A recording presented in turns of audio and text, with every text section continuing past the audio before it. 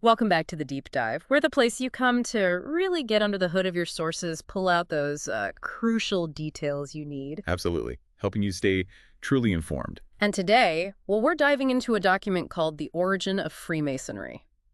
Sounds straightforward enough. You'd think so, but I have to warn you, this one, it's a bit different. The source itself, it presents this unique kind of challenge. Well, yeah. Intriguing. Yeah, it really reveals something quite unexpected, I think, about, well, information itself, how we find it, what we expect. Okay, so let's jump in. Our main source, it's a PDF file, right?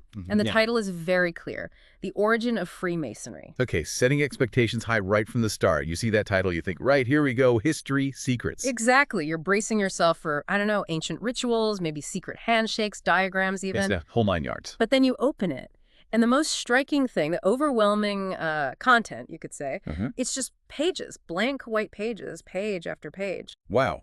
So almost no actual text about Freemasonry itself. Pretty much none. The content is the blank space, despite that really bold title. That is quite the paradox, isn't it? Yeah. That stark contrast between the promise of the title and just emptiness inside. Right. But what's really fascinating here, I think, is that this absence, it's not just nothing. It's actually data in its own way. How do you mean? Well, these blank pages, they're telling a story, a sort of meta-narrative about information. It really makes you question, what we expect from sources versus what we actually find sometimes. Yeah, that expectation versus reality thing? Exactly. It's like a visual of an unfulfilled promise. But weirdly, maybe it fulfills a different kind of promise. Unfulfilled, yeah, but hinting at something else. Like you said, a different story. It's like a big flashy sign for a show, but the theater inside is empty. Good analogy. But here's where it gets really interesting. Because if you look really closely, it's not all blank. Ah, okay. There's something there. There is. Tucked away. On one of these otherwise empty pages, there's this very clear institutional seal. A seal. From where? It's clearly marked General Library, University of Michigan, and it's got the founding year, 1817. University of Michigan, 1817. Okay. And, for those who like a bit of Latin, it also says Artis Scientia Veritas.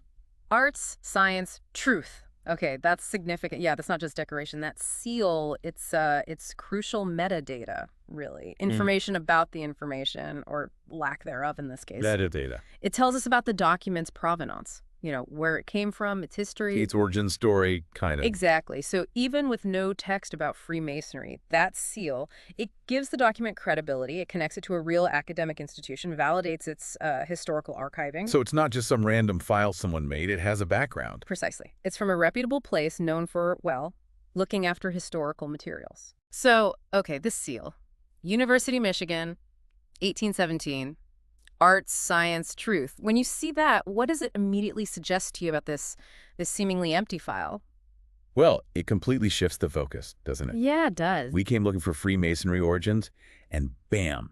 Now we're contemplating the whole process of archiving history, the library's role, the integrity of it all. Right. That motto, arts, science, truth, it kind of underlines the academic mission, preserving knowledge. It suggests a real commitment, a careful stewardship, even if the digital copy ends up looking, well, blank.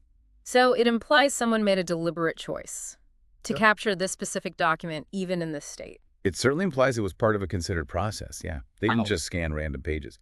This document, whatever it originally was deemed worthy of preservation within that university's collection. And talking about that careful stewardship, that preservation, there's actually something else, another visual clue in the source file. Oh yeah? What's that? It's a picture of a human hand. A hand.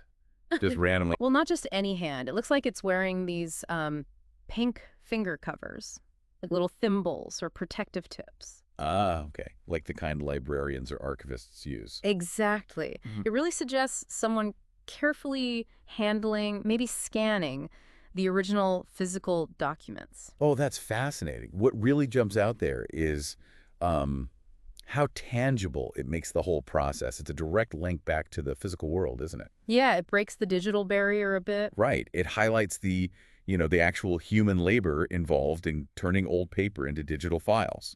Someone, somewhere, was carefully turning those pages, wearing those covers, probably to protect the document.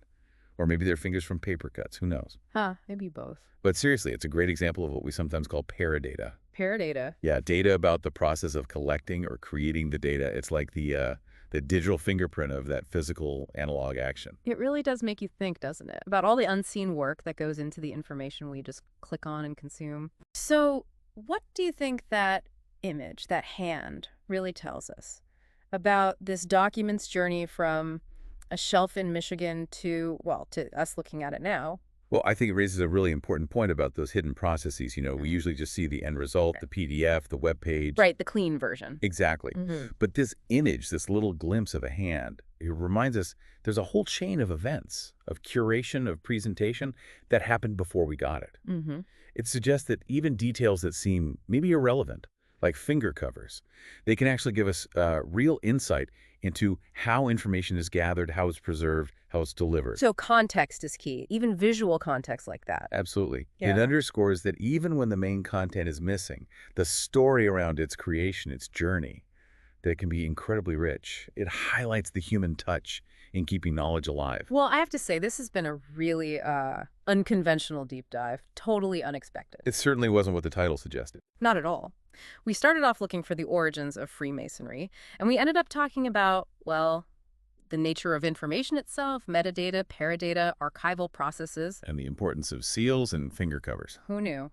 But it shows you can gain surprising insights, even from what looks like, a total lack of information at first glance. Indeed.